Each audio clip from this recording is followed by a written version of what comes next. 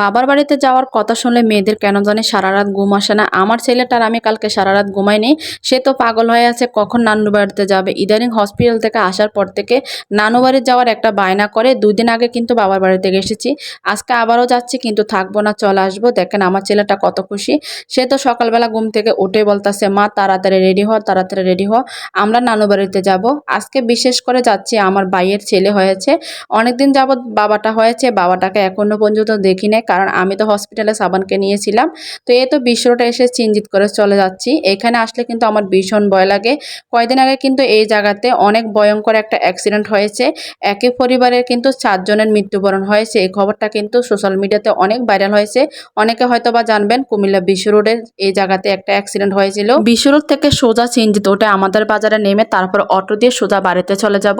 সামনে কিন্তু শহরের মতো দেখলেও কিন্তু ভিতরের গ্রাম, পাহাড়ি এলাকার গ্রাম দেখতে যেমন তেমন। আমিও কিন্তু পাহাড়ি এলাকার মেয়ে। এইদিকে আমার ছেলেটা তো জিজ্ঞাসা করতেছে, মা নানুর বাড়ি কখন আসবে, আমরা নানুর বাড়িতে থাকবো, কত কথা যে সে বলতেছে।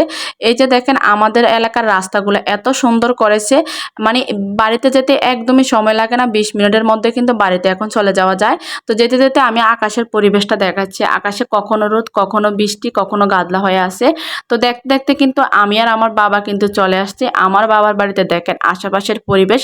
বলেছিলাম না আপনাদেরকে আমরা পাহাড়ি এলাকার মেয়ে।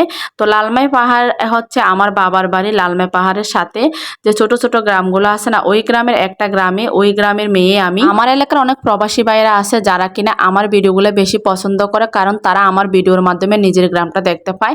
দেখেন এতটা গরম পড়েছে, আমার মুখের অবস্থা দেখেন, গেমে একদম চুপচুপা হয়ে গেছি।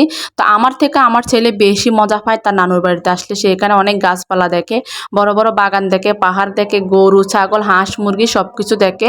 সে ইচ্ছা মতো ঘুরে বেড়াতে পারে, মাটি দিয়ে খেলতে পারে। সেজন্য কিন্তু আমার থেকে তার আসার আগ্রহটা অনেক বেশি হয়। পাকা রাস্তা থেকে নেমে একটু মাটির রাস্তা হাঁটতে হয়। পাহাড়ি এলাকার রাস্তা এই জন্য আঁকা বাঁকা থাকে, চিকন থাকে। তো আমার ছেলেটা খুবই মজা করে হেঁটে হেঁটে তার নানুর বাড়ি চলছে। নানুর বাড়িতে যাওয়ার আগ্রহ বাচ্চাদের অনেক বেশি থাকে। এখানে আসলে সে গরু দেখতে পায়, ছাগল দেখতে পায়। এই যে দেখেন গরুর বাছুরটাকে আদর করে দিচ্ছে। কত যে আদর করে গরুর বাছুরকে, ছাগলকে, হাঁস মুরগিকে। এগুলো দেখার জন্য কিন্তু সে এত আগ্রহ করে নানুর বাড়িতে চলে আসে। তো এই তো বাড়িতে চলে আসলাম, এখন বাড়ির থেকে নামবো। আমাদের বাড়ির সামনে কিন্তু বিশাল বড় পাহাড়। এখানে দেখলাম আমাদের পাশের বাড়ির দাদু দাঁড়িয়ে আছে, তার গরুকে ঘাস খাওয়াচ্ছে।